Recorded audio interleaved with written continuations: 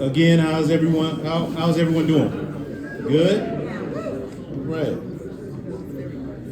This is our last panel. This is actually the last event for the convening. All right. Which we can keep this going, but this is it. This is a great panel. Been looking forward to this. Round of applause. Yes. Oh yeah. All right. Again, thank you to our sponsors, our volunteers, the rest of the SDF staff, and all of you for coming to the convening year after year. Without you guys, this wouldn't be possible. So give yourselves a round of applause just by being here. All right, the last panel for today, Safety, Free Expression, and Access in Uncertain Times, presented by the International Documentary Association. All right. At a moment when truth-telling is increasingly contested, this timely conversation explores the evolving balance between safety and free expression in documentary filmmaking. Bringing together filmmakers, advocates, and industry leaders, this panel will examine how the field can actively protect freedom of expression by providing direct support to filmmakers at risk due to the political, social, or cultural impact of their work. Panelists will also highlight the importance of sustained advocacy efforts to safeguard the rights and well-being of the documentary community at large. Today's moderator is Dominic Wilson. Give him a round of applause. Dominic joined the International Documentary Association as the executive director in January 2024. Based in Los Angeles, the IDA has more than 3,600 filmmaker members across more than 80 countries and provides support and advocacy for documentarians worldwide. Again, give this panel a round of applause.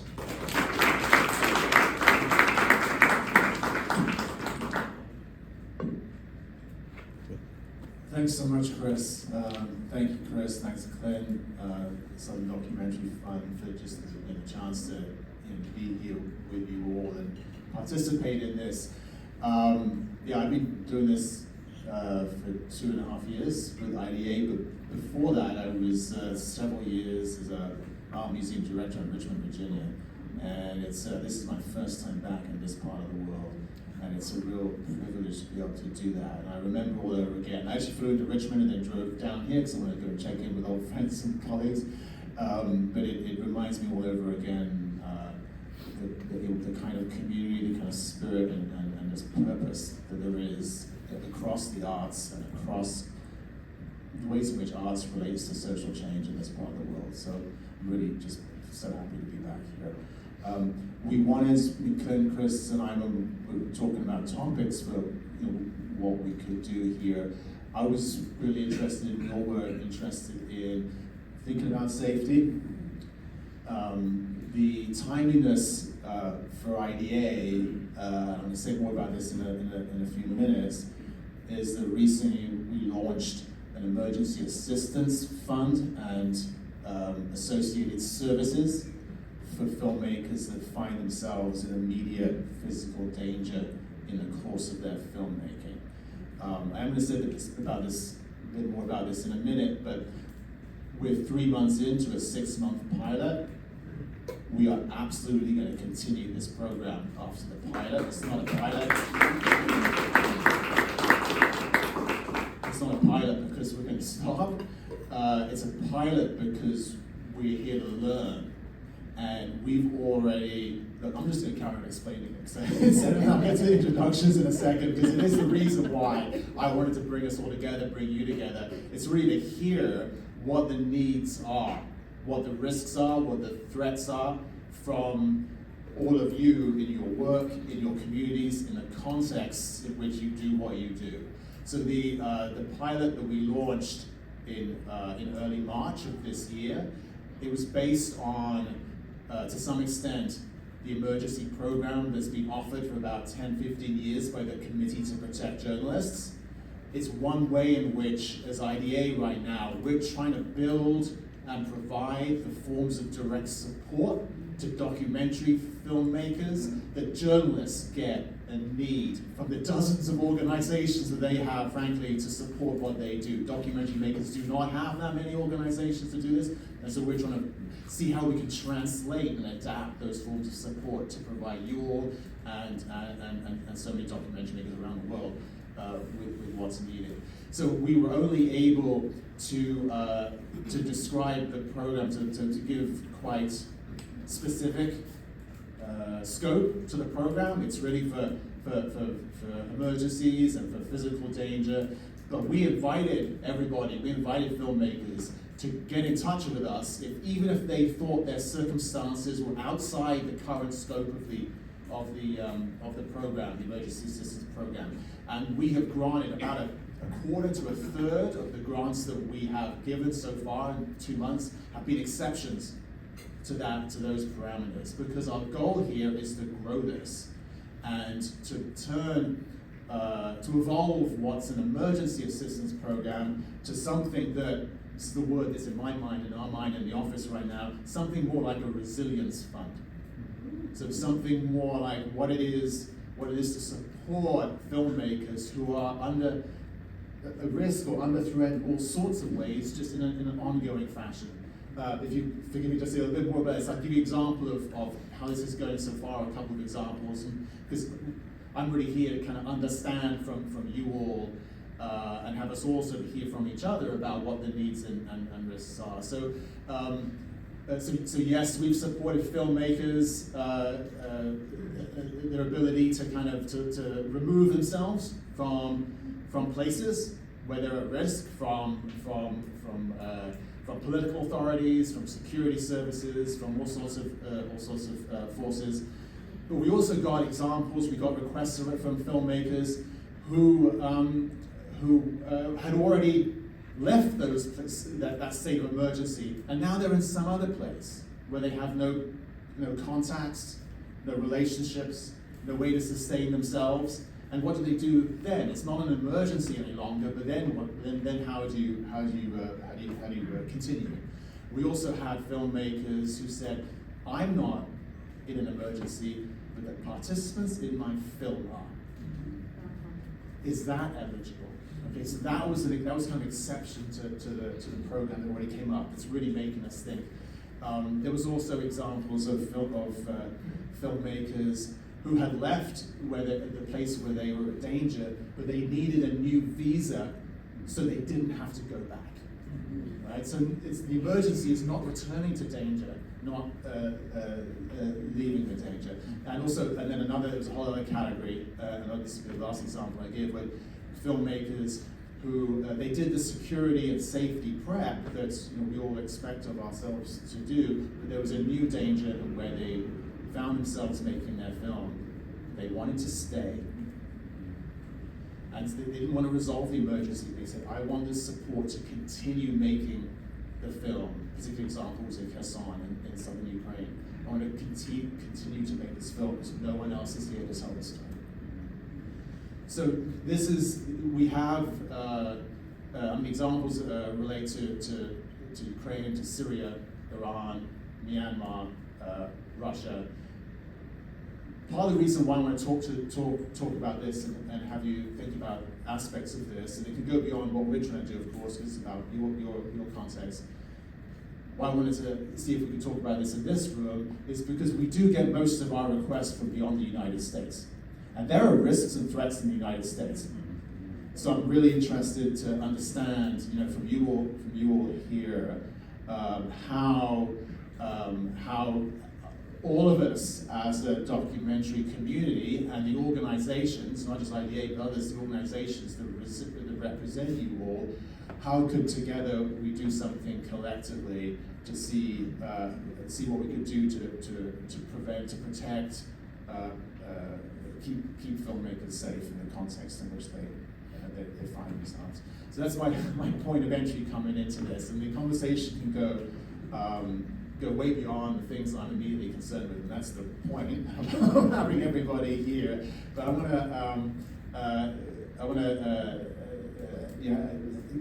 do the introductions now with the panel we have here, and have you not only introduce yourselves a little bit, but also say something about what for each of you free expression means, freedom of expression. We did put that like in the title of the panel, and it's kind of part of the program that we're doing. Freedom of expression, freedom of movement goes alongside that. But freedom of expression means different things to different people. And it's in our times, not for the first time, it's been co-opted by a lot of political voices that don't have a right to it. And so I think it's really be really interesting and kind of valuable for the conversation to hear what that means for each of you. So what is this? What are the rights? What are the rights and interests that we're trying to keep safe here? So I'm going to begin with Rahi Hassan, right here. So tell us a little bit about Rahi, about the work you've been involved with, and how it relates to this. Maybe a little bit about what freedom of expression means in your context. Hey everyone, my name is Rahi Hassan. Hello.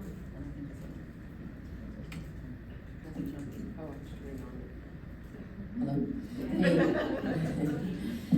My name is Rahi Hassan. I'm a filmmaker, impact strategist. I'm also one of the co-founders of Undocumented Filmmakers Collective that started in 2018. I do so much, so it's like hard to kind of encapsulate what to add. But I think just as someone, I was undocumented for like 19 years in the US until 2019. And so as I came into like filmmaking, I think I just naturally not just gravitated. I do have a social justice background and organizing background, but I think I just found myself that I couldn't even be a filmmaker without being an activist in the field or becoming a leader in the field, because there was just so many shifts that needed to be made, and there weren't voices or advocacy around the things that I was facing as an undocumented filmmaker.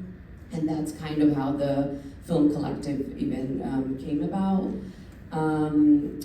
But yeah, that's a little bit about me. In terms of free expression, yeah, I was thinking about that, Dominic, just kind of reflecting. And I was thinking about like breaking down those two words, free and expression. And I think the word free is such a loaded word for BIPOC filmmakers in general. What does it mean to be free?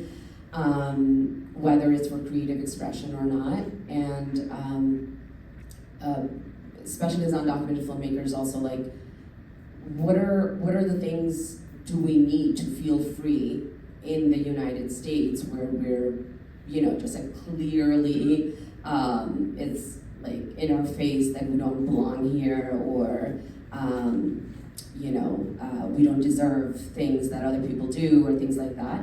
And so how do you even like grapple with the word free, And so I think in general, just thinking about freedom is not being in fear, right? Which is like very ingrained in the undocumented experience. Like you're constantly in fear.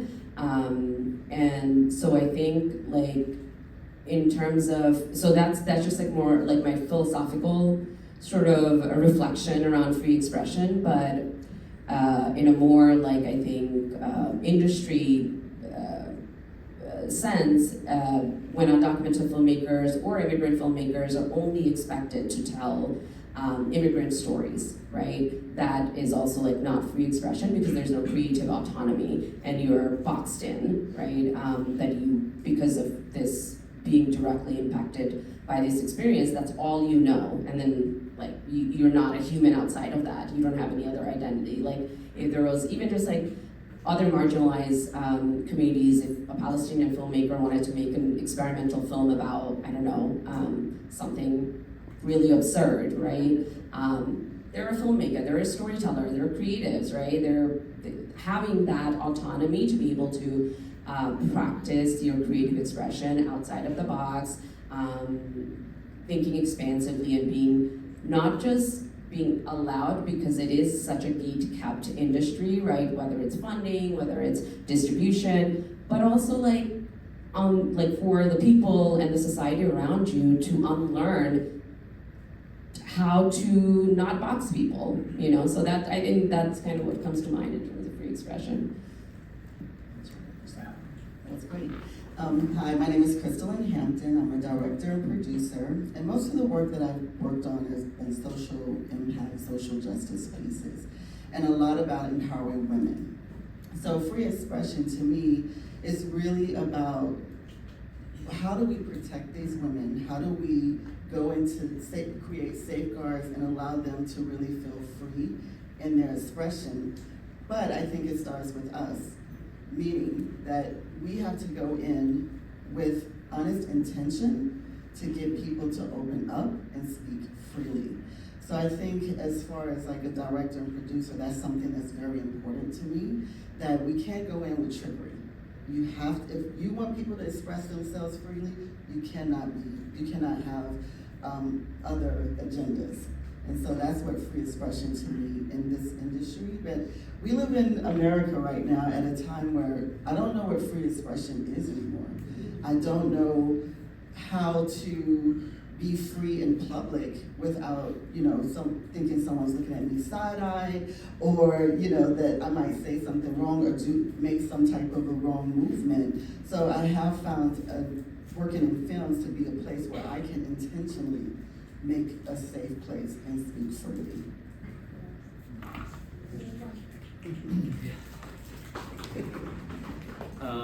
Hi everyone, my name is Andrew. I'm a cinema verite filmmaker.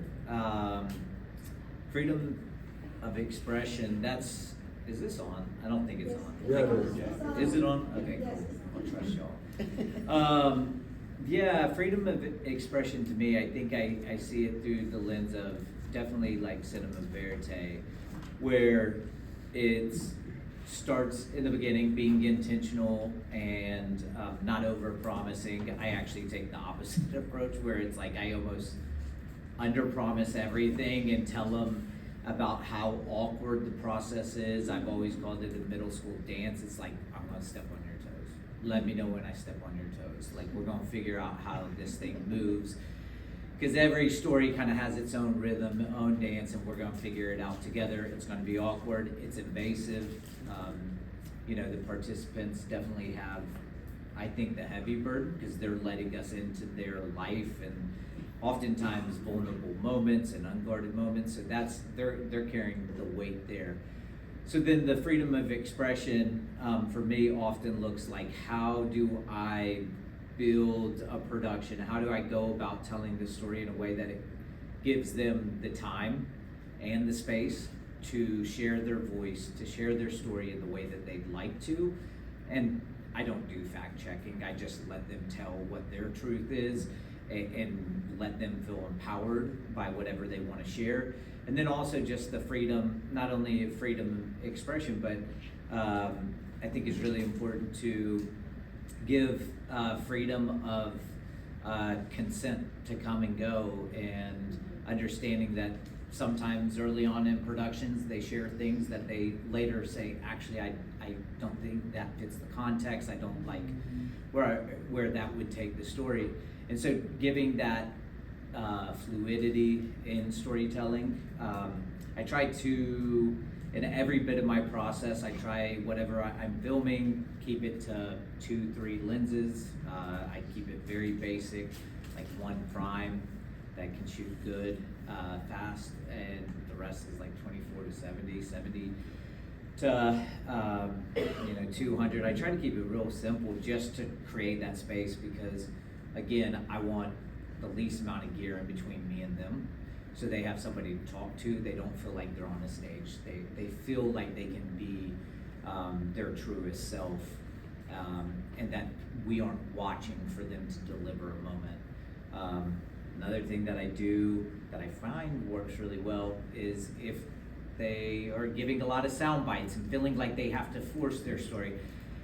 I'm autistic, so I use that as a card that I can play all the time. And sometimes I just put in like AirPods and just listen to score music, and then they stop talking to me and stop telling me cheesy prompted lines. And they're like, oh, cool, I have space, and he's not, I don't know if he's paying attention to me. I'm gonna go about my business. And then it gets more authentic, and they start acting like themselves, because it's a very intentional process of like, everything that we do is invasive.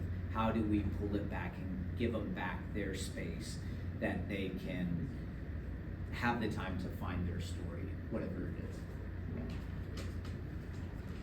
So it's already, it's so interesting, I know this already, that for as documentary filmmakers, there's the question of the free expression of the participants, of those who are in the story. And there's also then the question about the right of free expression of the filmmaker, for that to have that story move through the world in the way that it ought to, the way that we want to. What would you say, like in terms of the context you're working in, whether here in the US or internationally or specific communities within the US, what do you see as some of the immediate risks and threats that filmmakers are facing right now? I'm going to go to you, Raheem, in a second. I'm going to just say one thing before I do, is that when we rolled out the emergency assistance program, we did that by getting in touch with 92 organizations to understand how that could work for the filmmakers that are in their communities. And Undocumented Film Collective was one.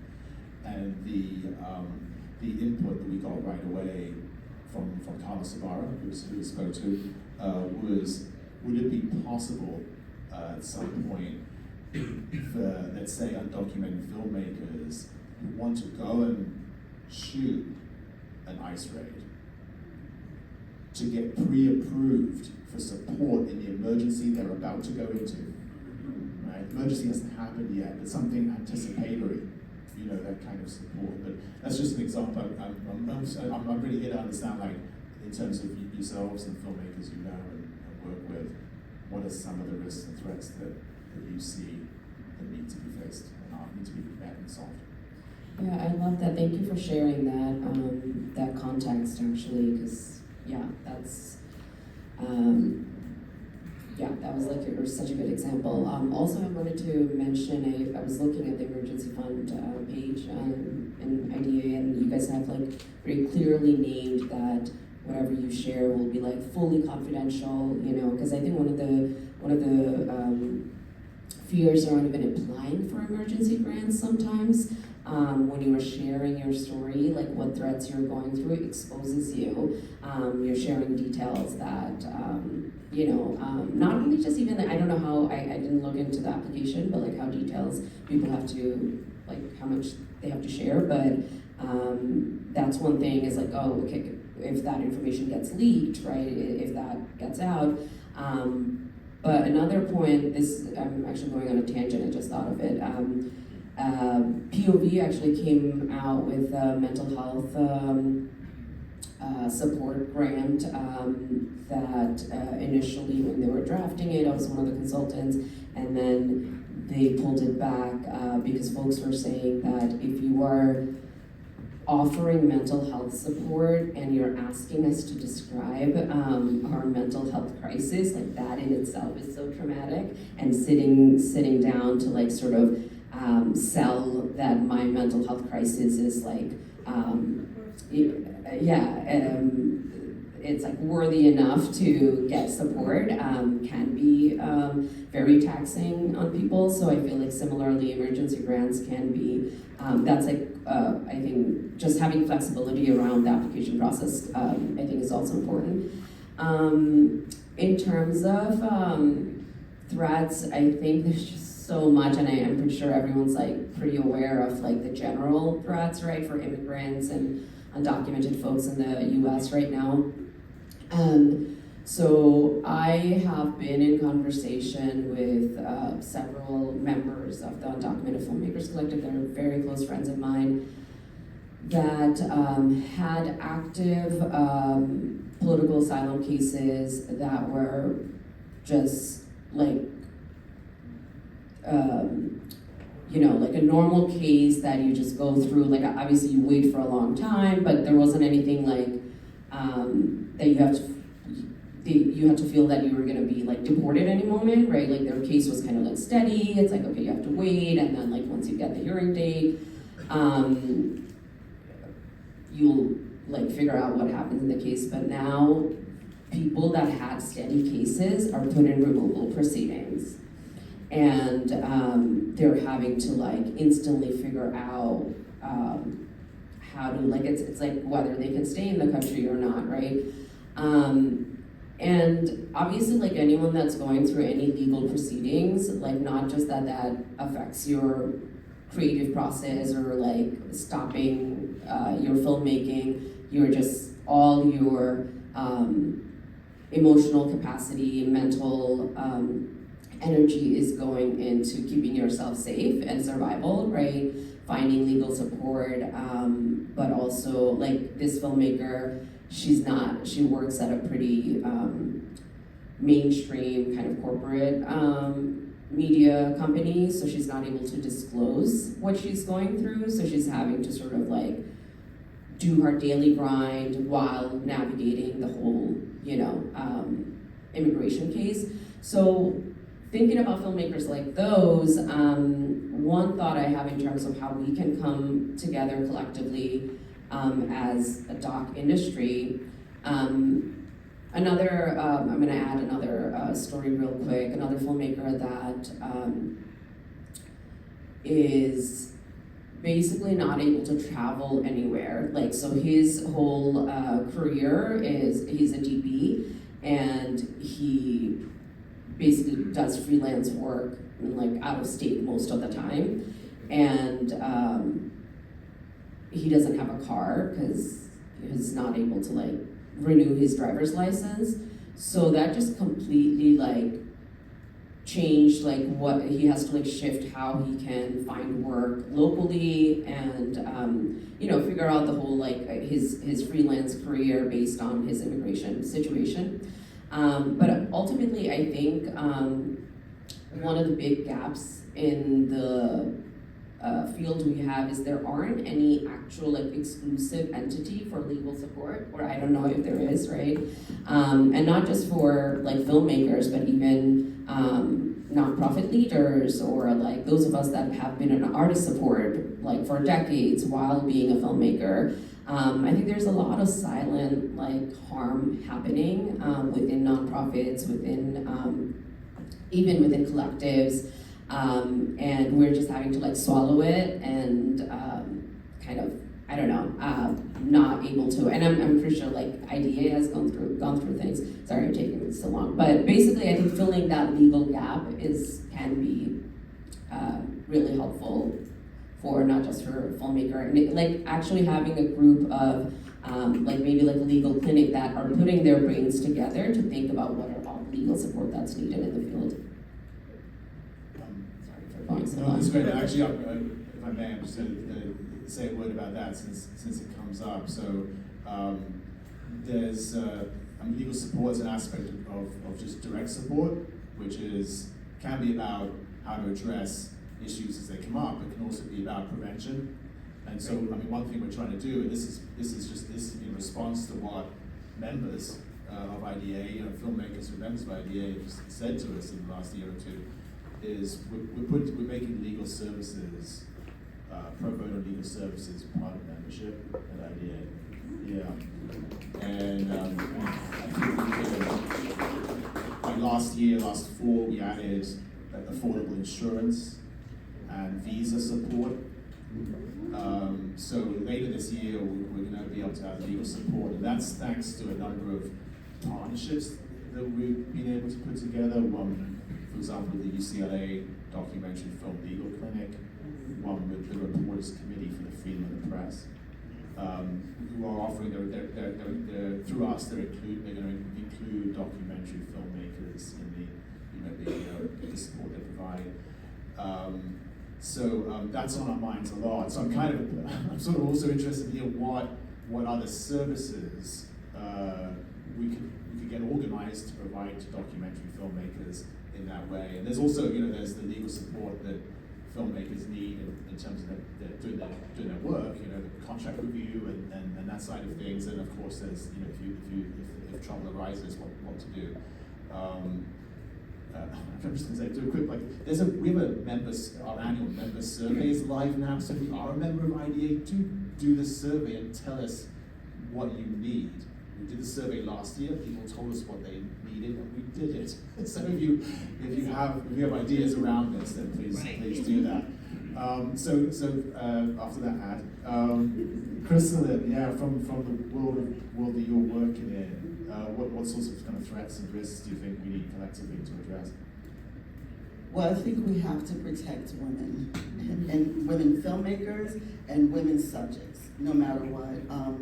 Working on The Devil Is Busy and working in a healthcare environment, it was so important for us to go through every type of safety protocol before we started filming, to understand the routine, understand the protesters and what they, what kind of threats they might pose, and to make sure our crew understood those protocols. So I think we have to start addressing how we approach our women's subject matters and how we can protect them from beginning to end. Because, even like with Tracy, she's a tough woman, but we kept checking in with her. Are you okay?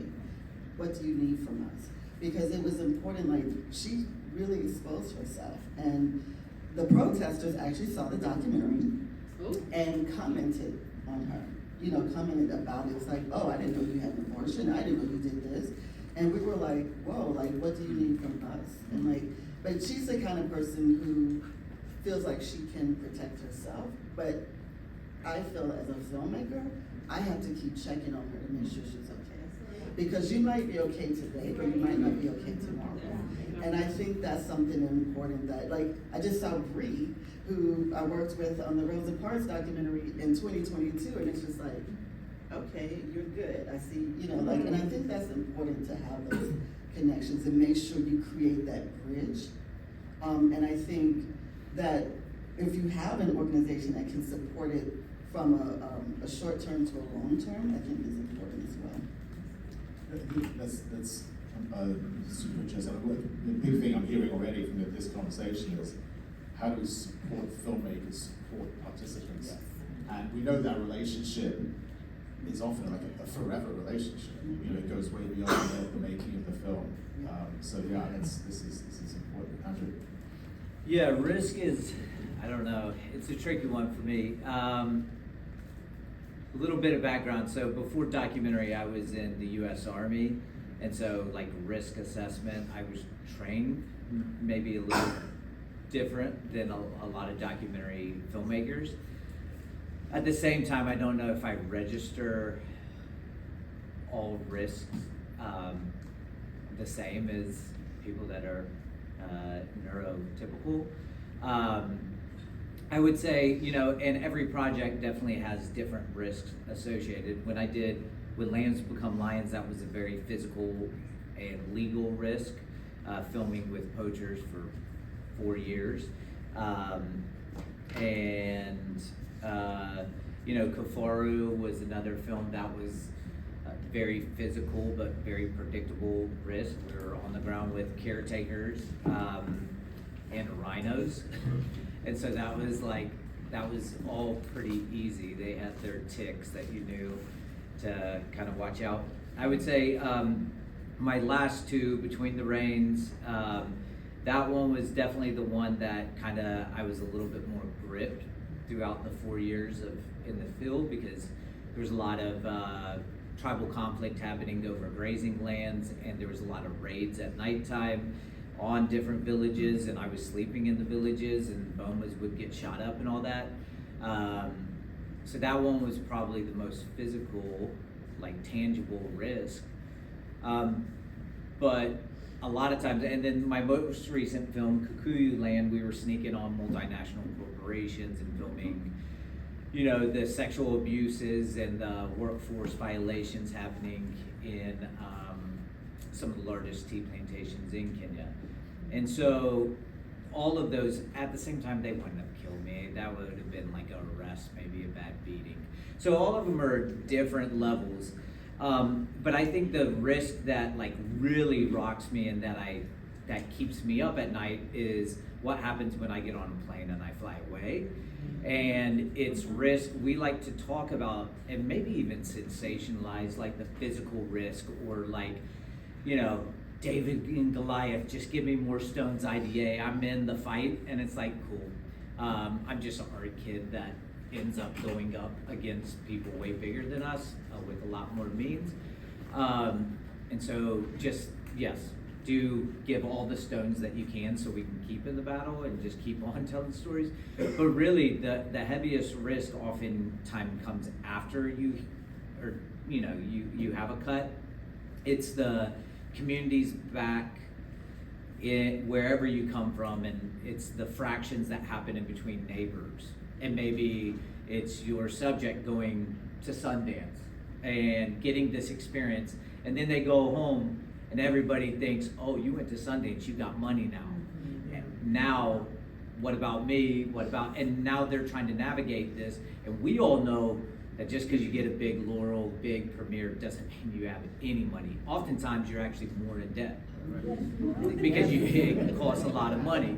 We had to fundraise over $150,000 for our Sundance premiere this year. Publicists, lodging. We spent $60,000 on lodging to get everybody there and your subjects and get their flights, get insurance, all this other stuff. Like, you got to pay big time to get in competition there after you get accepted. And so there's this perception, and at the same time you're making sure, like, hey, do you guys want a new fit? Because we have new shoes. Do you want a new? Yeah. So you're spending money, but that image gets back home and it's like, oh, they got money. And then they go back and they're going home to fractured relationships saying, what'd you bring for me? We supported you throughout that. And oftentimes we aren't equipped to help them prepare for that and set expectations. Sometimes that happens to filmmakers that, you know, they lose out on freelancing gigs because it's like, oh, we can't. My biggest thing when my very first film got in Tribeca, and it was like, oh, this documentary thing isn't that hard. And it was When Lanes Become Lions, and it won an award. It was like, cool, I'm a filmmaker now. And then I came home, and all my clients were like, oh, we can't afford you now, or you're too busy for it. And I'm losing clients, and I never told them I couldn't work for them, but it was a perception. And all of a sudden, I'm like having to compete against the perception of success. And it's like, no, it's not like that. It's not like that here. And so there's a lot of different risks that's going on. I will say, you know, because I was based, when I got out of the military and then I worked with UNICEF and humanitarian networks, they placed me in 2008 in East Africa, and that's why I went there. I just wanted to get out of the US, honestly. You know, I went in with humanitarian skills and background, and then I just had a camera and it turned into documentaries, what I was making eventually. But really, what it came down to and what we're not equipped for is oftentimes it's the mental health journey, not just for us, but the participants that we're working with. And we aren't equipped to carry that burden. You know, today, on my way here, Coley was the main protagonist in the film Between the Rains that premiered at Tribeca in 2023, and I'm helping him on a CV and honestly falsifying his education diplomacy so he can get the most basic job. And I'm now his guidance counselor saying, like, you went to school, but you didn't pay the fee to your administrator to get the diploma, and they blackmailed you because they thought you had money because you were in some American film. And so then it's like, well, we got to do all this. And then, this is ramble, then even if you make a great film, then there's the risk of actually getting it. My film right now, Kikuyu Land, that premiered at Sundance, it was like, cool, I've worked with Nat Geo a lot, I've worked with a lot of the big media folks and distributors, but right now everybody's a coward. Everybody is risk averse, and they said, hey, cool, we understand that your film's about how the British, you know, and my co-director is B. Wagandu, she's a journalist in Nairobi, and she uncovers basically the colonial and the neo-colonial system that was built, and when the colonizers left, they handed it over to British corporations, and they kept the resources and the money and just extracted all the wealth. And so she's diving into that and all that. But Unilever is the multinational corporation. You know who Disney, who owns Nat Geo, you know who spends all their ad money with them? Or you can go to CNN, you can go anywhere. We worked with our film, spoiler alert, has whistleblowers that come up against the president's and disclose how he's a major shareholder with Unilever, so the sexual abuses happening on Unilever's farms aren't hitting courts because of the corruption. We go to distributors, and distributors are like, that's cool, it's beautiful, love the cinematography, great edit, keep it, all of it, except the Unilever, and it's like, that's the abuser. You're telling women and the people who have fallen and whose lives are ensnared in the poverty traps, you're wanting to tell that story, but you're wanting to remove their abuser from that. And that's the risk that I see. Even if you make a great film, good luck getting it out there because everybody's so risk adverse.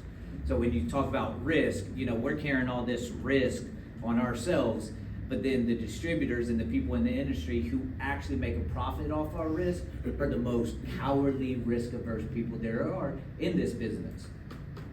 And so it's kind of like that risk goes many different ways, so we just get left holding on to all the risk ourselves. Yeah. I mean, more than the censorship nowadays, there's the self-censorship within the industry of Right. not even approaching the topics that they ought to be covering and including. Just going to endorse one other thing that Andrew is the cost of going to film festivals is shocking. Oh, yes. I just want to endorse that before we get back to our main topic. And I think a lot about what it would be, whether it's like travel funds or what it is to support that, because in many cases it's kind of a scam.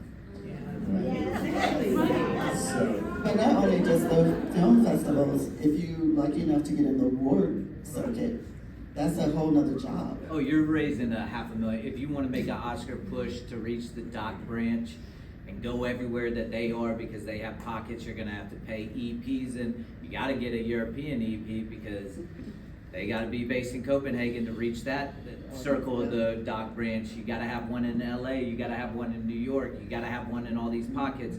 So you might rack up $100,000 just in paying EPs to give you a cosign so you can get in the room to talk to the doc branch. Then you got to get a publicist. That's what $70,000. I mean, and then you got to travel. You're spending at least so our producer Moses Puello did Bobby Wine. He just got off of Oscar. They're dropping $750 on just the Oscar campaign, and they had Nat Geo marketing it for them, so they didn't have to pay that out of pocket. It's Big happened with business. that. People are making money except us. So I'm going to pick up on another thing you said and see if it kind of relates to Kristen, about the things that you might have in your mind. Just in passing there, you were talking about being on land to shoot. Was it the land owned by the Unilever or something? Or okay, so here's the question. So what it made me think of was sometimes as I'm trying to build these programs, filmmakers will say, I would like to be able to call someone to know if I can stand here and shoot this film.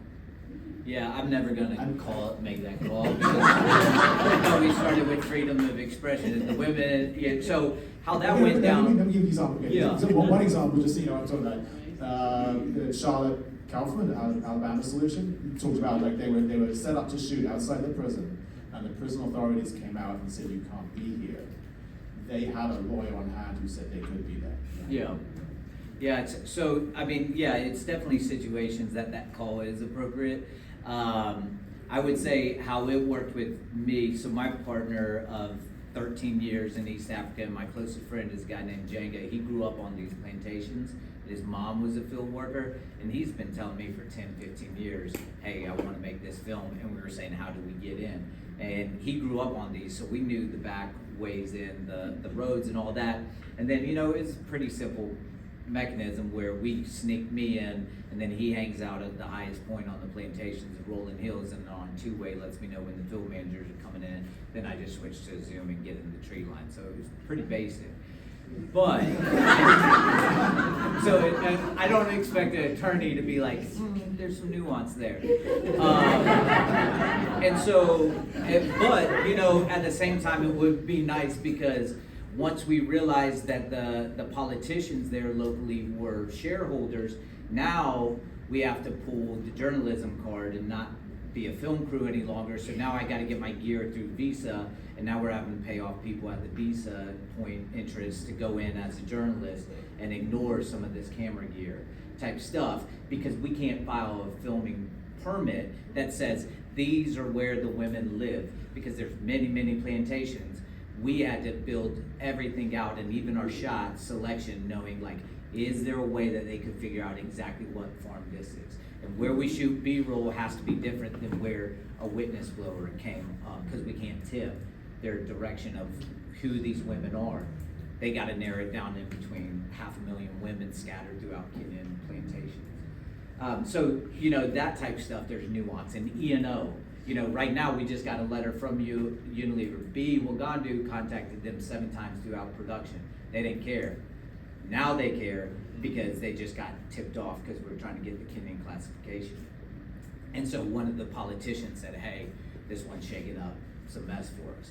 And the E&O would be fantastic because they're not going to come after any of these distributors. They're going to come after us, and they're coming as we speak. We got that email from their consultation or their consultant that wouldn't tell us who her client was, but we know who she's repping. So yeah, like any services like that, that's when the attorneys need to come in. And IDA, it's not just about getting legal representation, it's looking like you got people in your corner. And being loud about that support, saying if you come at us, we have 50,000 members, and Unilever, you might not be scared of this one journalist in Nairobi, you pick a fight with her, we gotta have more people joining the fight and not just playing nice. When you say that, it kind of like chokes me up a little bit, because when I was first in this job, and like I said, I'm in this job and I came into the documentary field from another adjacent field, and so I was just talking to so many people, and anyway, I can find about like, what should IDA be, what should IDA do? A number of times, filmmakers said, I want to know that IDA has my back. Yeah. And it's just that I just have in my mind, you basically just said it a second ago, that idea of like, you know, who can you call who has your back? It's, I mean, it's informs so much of what we're trying to do. Yeah, for sure. But Chris and Mari, I mean, we're going to move sooner rather than later to kind of questions from the audience, not least because it's the last session. We want people to say the things on their minds they didn't get to say yet. But either what kinds of calls would might you want to make, or filmmakers you know might want to make in certain contexts that we could figure out. But also the other question I kind of put out there at the beginning: what's support for resilience? What's support for just continuing despite threats that are not like specific or sudden, but just systemic or just in the world?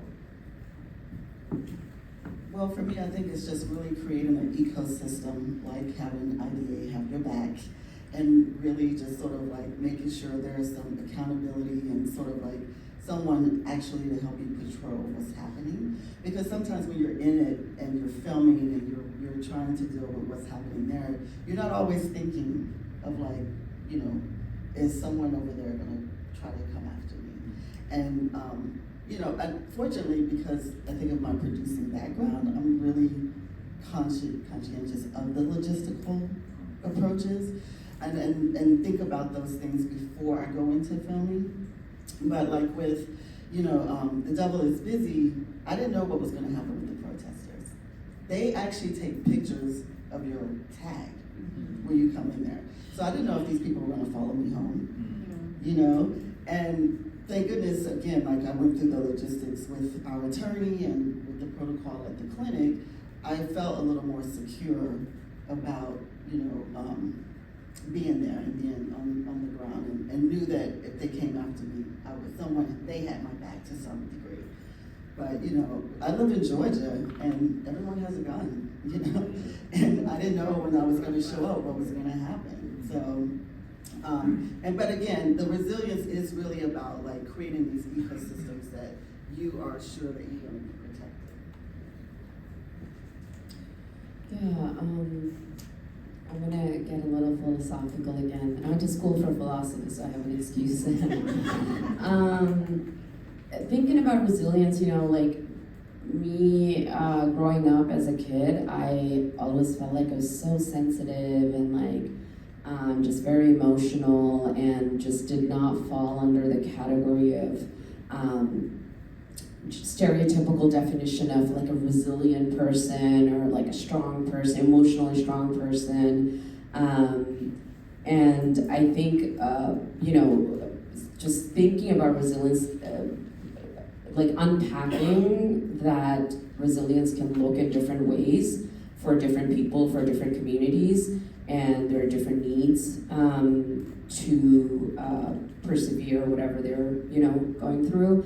My way of resilience was always not necessarily like running away from problem, but kind of like a lot of I think I was able to like see the root of the problem and how big the threat, bigger than like what the imminent threat was, and that I couldn't change it alone, so I either need community or whatever, and so like I protected my energy, and that was my resilience, and I went and created something different, something that I needed. I feel like that has always been my way of resilience. It's not like necessarily always like reform, but like revolution. So like not like fighting, but creating, And so thinking from that framework, I think like resilience support needs to be approached in different ways, not just in one way. And one of the biggest things is healing support, and mental health. I think we have been talking about mental health in the recent 5-6 years in the field. I'm glad organizations like Documentality exist, and then there are brilliant people that are really like putting their heart and soul thinking about the complex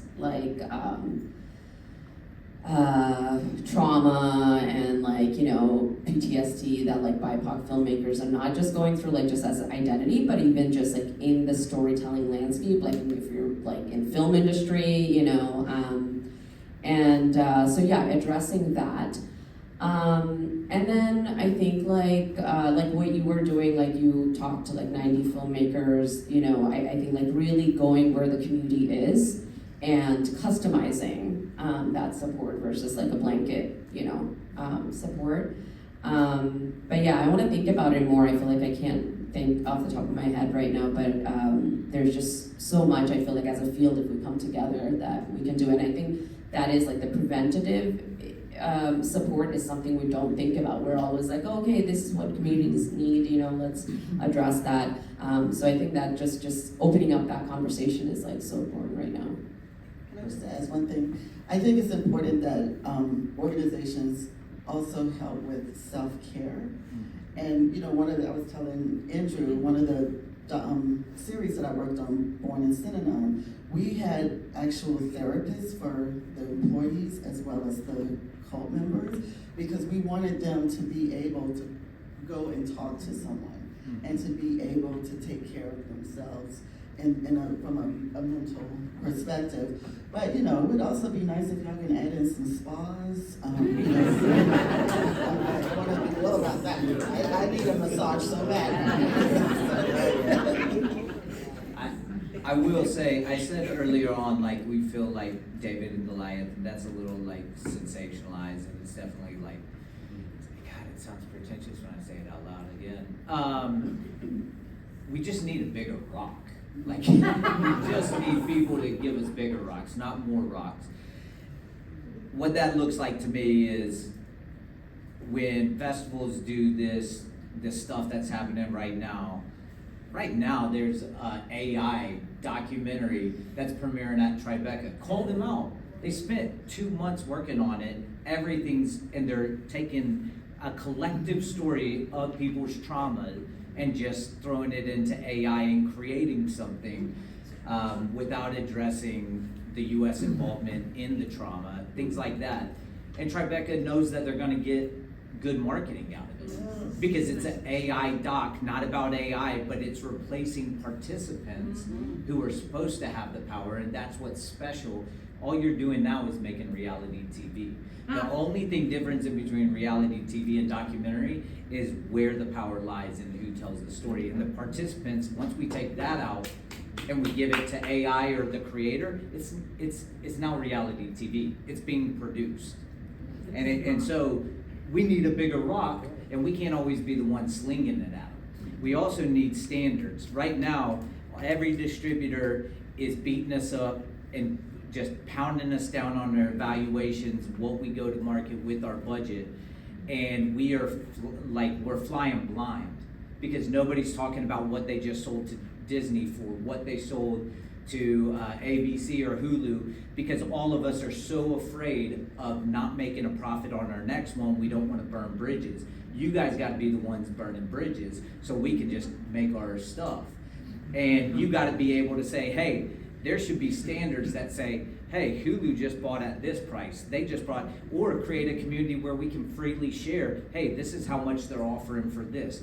Then we can take those chips and actually negotiate. But right now we're negotiating it against ourselves, and all the distributors are using that against us. And they're pounding us down on the evaluation. I have a friend that just got from one of the wealthiest distributors in the world evaluation for $75,000, and he spent 6 years. He put about $800,000 in it, and they were like, well, we bought another one for $125, and if you want the access to our audience, you actually owe us to get in the door. That's the mentality of the negotiation right now. Yeah. And people are desperate, so they take it because we're not getting offered anything else. So you say, let me just take what I can get, and thank you, sir, may I have another? And we need people to actually be a bigger rock that says, here's the evaluations, here's how you price and evaluate your budget. Hold on this. Make sure that you build in your publicists and your, if they're gonna benefit from your Sundance Laurel, you need everything that you put, that's now in the budget, because that's free marketing for them that they need to pay for. You guys gotta start setting standards. Great. We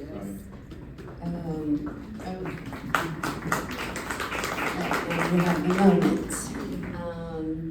I was thinking, like, this is a little tangent, but I think talking about bigger rocks, like whether it's like sort of big organizations like IDA, or who's running those organizations, right? Like who is in power, and how much intentionality is going in there as a community, like as a field, as to who gets to be in power in the doc industry. Because ultimately they are making the call. Like Dominic, you came into your position, you said like, okay, what can IDEA do, right? You're thinking, you're putting in that intentionality. And as someone who is trying to build a horizontal organization that, you know, just really trying to unlearn hierarchy, really trying to unlearn how, like just analyzing sort of power structure and what are the kind of components that goes into organizational power structures, and how, because those power structures do impact decision making and what that organization is offering, right? So it is, I feel like, a bit analytical organizational structure conversation, but what I came to understand as like we're thinking about power relationships and decision making and all of that is the hiring process. We're still, I feel like, even in the nonprofit or doc, I feel like the doc industry, it's pretty much a nonprofit industrial complex in some ways. So I feel like we're still following the same blueprint of like, you know, the hiring structure. Like it's, you need these skill sets. Do they have these skill sets? What are their experiences and stuff? And I think what needs to happen is value-based hiring. Like really focus on where your ethics are at, like what are you thinking about, what is your analysis, and like what's needed in the field. And I think that's when we're gonna have the people who are in our corner and who we're advocating for them to be empowered, that they're gonna like have our back, they're gonna advocate for us.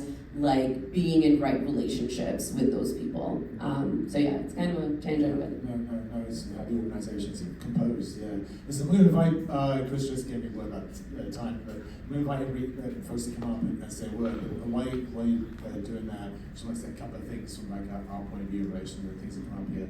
Andrew, what you're describing in terms of business above standards, I'm thinking in terms of, like, this is kind of British term in terms of trade. Right. And so it's the next thing for us to focus on some of advocacy. And actually that's why you're getting into there beyond direct support, Right. is advocacy. And didn't get to talk about it today, but there was like in our blurb for our event, which was media consolidation. Right. And how we've started out, you know, initiating the block merger campaign, in relation to Paramount Warner Brothers, which is going quite well. It's going much better than we thought, to be honest. I'll just say briefly, we'll get you guys know, we think that at least a few states' attorneys general are going to bring a challenge to that in the next weeks. My piece of the campaign so far is actually activating regulators in the European Union and the UK around that, so we're still working on that. But terms of trade is something that we want to get to. So I'm going to close out the whole convening, because there's some questions here, please. Hey y'all, first off, 5'4" here. First off, appreciate y'all for this panel and the wealth of wisdom that y'all shared. My name is Carol, I'm an emerging filmmaker. I'm here from Durham, North Carolina, Bull City, let's go. The big question that I have right now, and y'all have touched upon this, is how do we take care of the participants that are connected to our projects, but also thinking about preventative measures. So specifically, I'm very interested in highlighting the immigrant community, what they're going through right now, including the undocumented community. But I'm also thinking about the pieces of, well, the behind the scenes of when you have that contact sheet, when you have locations. And right now, our community does not want to be sharing their sensible information at all. Like even in like, if there's like a community pantry at the school and they're like, hey, what schedule do you want to go into? Families don't want to be sharing that information, understandably so, because they're saying, what if someone hacks into the system? What if that spreadsheet falls into the wrong hands and they know where I am? What happens if they have my information, my email, all of that? So I'm just really curious, in this moment in time, and Lord knows with the AI, Gemini, reading the stuff on Google Drive and people hacking things, what are the tools and best practices that y'all are putting into having this type of information that is needed for the logistics of y'all's projects? I appreciate you. I'm gonna just start with one thing that I think is really important as a filmmaker, is that your crew and your team has to be on the same page. You cannot have someone who's gonna come in and go rogue. You need everyone to be on the same page. And that means, I think you said it earlier, Andrew, it's having a small footprint sometimes. And so that way that you can sort of disguise where you are and be, be in that environment, but know how to disguise it. And sometimes, like when I was working on the Tyler Perry documentary, we wouldn't give people addresses until the last minute. So I think that also creates a safety, and it might have been like, through a text or something that we could erase right away. But those are one of the ways that I feel like, as a filmmaker, you have to take that responsibility. From just in terms of emergency assistance, we're offering use of Signal, and we're offering use of intermediaries. yeah, I think it's specific to this context. Partnerships with folks that are on the ground already, like other organizations, like movement organizations that are skilled in supporting in those situations. So put that in your budget, that you are, whether you're bringing a consultant in or someone can, sort of have, I feel like there are so much nuances to specific stories, specific participants, their situations. So just having folks that are already putting their bodies in the front lines, supporting them, I think just documentary needs to learn how to work with community partners as much as possible. So yeah, I would just say really leaning on having as much community partners as possible, and making sure they're getting paid, they're getting, putting that in your budget. Because I think, that was it. Thank y'all. Hello. I'm gonna try and thread this needle very quickly, but I guess my issue is that no filmmaker and definitely no film participant should be resilient, right? Resilience is killing us. And so I'm wondering, how do we de-emphasize the hierarchies that are embedded in documentary? I think, I don't know your name, but what you were spitting up here, because what you were talking about in terms of the film that Kikuyu Land, right? Just the protections that participants need and deserve, but the ways that filmmakers are put into positions where they're making choices between awards and accolades and participant care. And I want to know, how do we de-emphasize the things that are killing us literally, where we don't have what we need to survive in this field? It's a good question. I think it's what we're doing now. Like transparency is really important. I think that we are conditioned and trained in this to fake it till you make it and just pretend like once you get that big laurel, you're good. And we gotta be real and be like, no, like I have the laurels, it's still not good. Like it's just not good. And it's tempting because it's really easy to be, as an artist, as a filmmaker, you're putting yourself out there. That process is already vulnerable. You're wearing many hats, like you're saying. That's very vulnerable, and it's okay to just be like. After a while, you feel like I gotta make it. I gotta show that I've got something, because I don't really have something, so I gotta show whatever I got, as if I have made it. And it's just more of the thing of like, let's just kill the illusion that like you just have to break through. There is no breakthrough except on pure luck. Like everything has to align for you to hit it big in documentary space. The good thing is, I don't think anybody here is here to make a fortune. We want to tell good stories and we want to work with communities. One thing that I will say, adding on that, I think absolutely, one thing has shifted for me. Early on, I focused on the participant, take care of the participant. And I'm not good at that. Like I wasn't trained to. The longer I'm in documentary, I realize find the community partners and equip them. Like for instance, with Kikuyu Land, the women that came forward to us and whistle blew, we made an agreement with them that anybody that came forward and chose to come forward, that we would help them get out.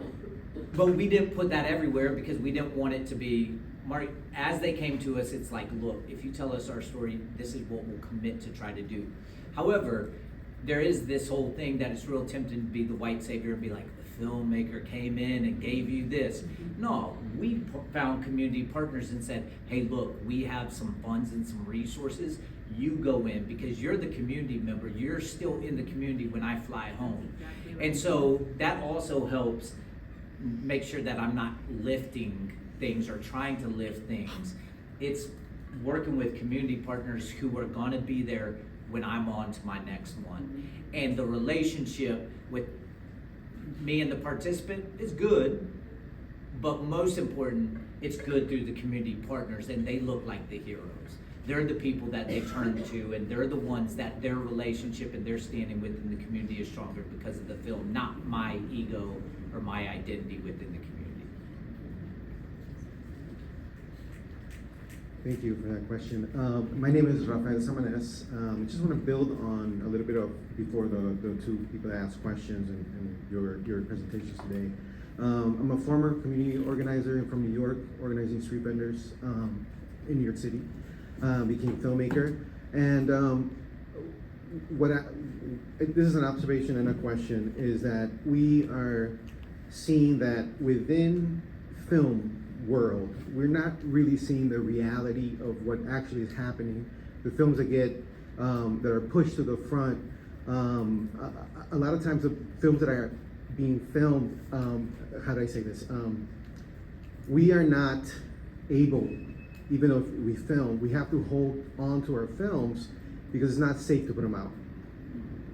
So we've held, for example, films for 8 years because it's just not a safe situation. It's actually gotten worse when we were filming 8 years ago. This film industry wants to do, film festivals. Oh, the film has to be completed within 2 years, to be relevant. No, we can't. So the film industry is not really reflecting on what's happening. And the other thing too is, I think, and Natalie has spoken about this, is just changing the whole framework that some films are just for community because it's not safe to put them out. And it doesn't need a film festival platform and all that. So how do we rebuild where there is resources to have these films shown, but just in community because it's not safe. It's not safe to show undocumented folks working or having to go through the thing. So I think just changing the framework of film. Before you guys, I'm gonna say this has to be the last question. Let me just say, I'm so sorry about that. I'm just gonna work the time, but your thoughts about that last question?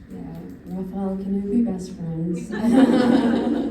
Oh my gosh, everything you said, like that's, yeah, like I've been sitting on that. I think the first question, or the first thing you were pointing out about not being able to like have a safe platform to put it out, or not just like platform, but politically not having the safety. I think that's like such a big question, like I don't really have an answer for that, but I have come across that in so many instances. So I was actually, I was very fortunate to get some funding to go to Bangladesh, where I'm from, and create an impact lab there and support Bangladeshi filmmakers to learn how to create impact campaigns and stuff. And there were 5 films that were about climate change, like climate change, sexual violence, labor justice, and all of that. And it was right around, I think, like 2 years ago in June. And right after, they were like so pumped after the lab and ready to like sort of, most of the films had to be, like had their impact goal was like policy change. So they were like figuring out strategies, how to get the right partners, government partners and whatever to build their campaigns. And right after that, the uprising happened in Bangladesh, which went on for like several weeks, and the government was like kicked out of the country.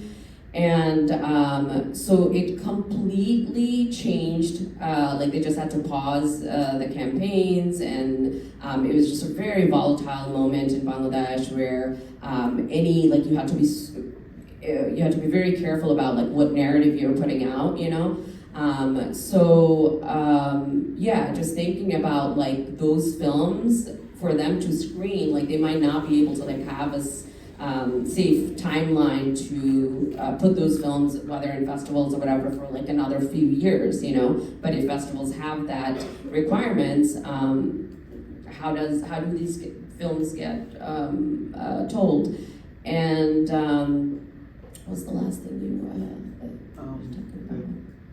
How do you Films also need Oh to yeah, be community. Yeah, and I feel like we don't necessarily need to create an infrastructure for that. I feel like we're doing that anyway, but just like continue to do that more and more and normalize that, And yeah, I'm just like such an advocate for that. As someone who's most of my projects are personal documentaries, and I'm not really interested in like streaming them in Netflix and stuff, but that does make me like, oh, I'm not a filmmaker that has gotten like big distributions, but my interest really isn't that. It's really going to the communities where we're making real change, so I'm just gonna do that regardless. And so I think like bringing that up and normalizing that and finding our community, finding our tribe, and continuing to doing that, I got so excited. I hope we get to talk after. Can I just add to that?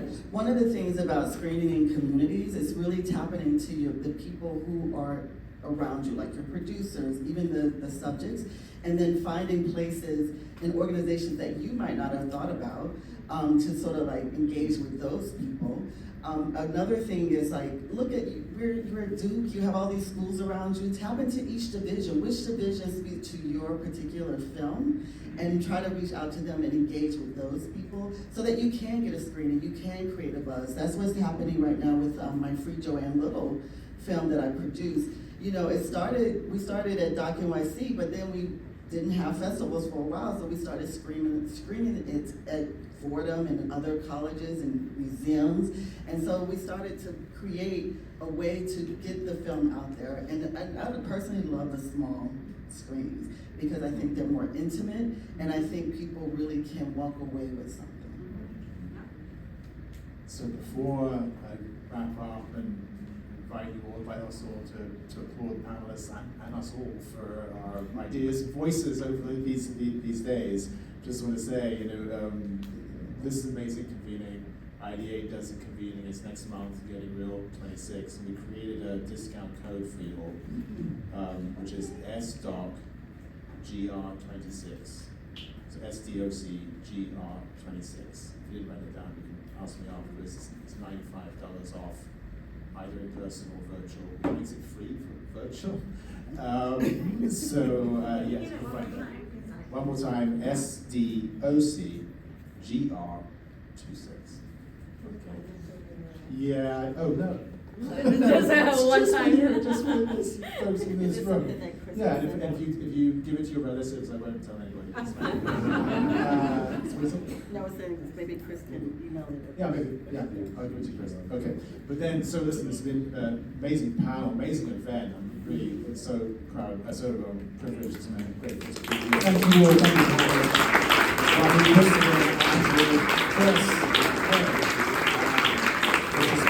Thank you so much.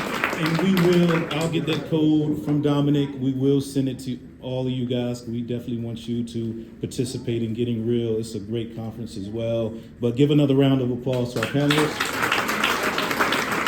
Great.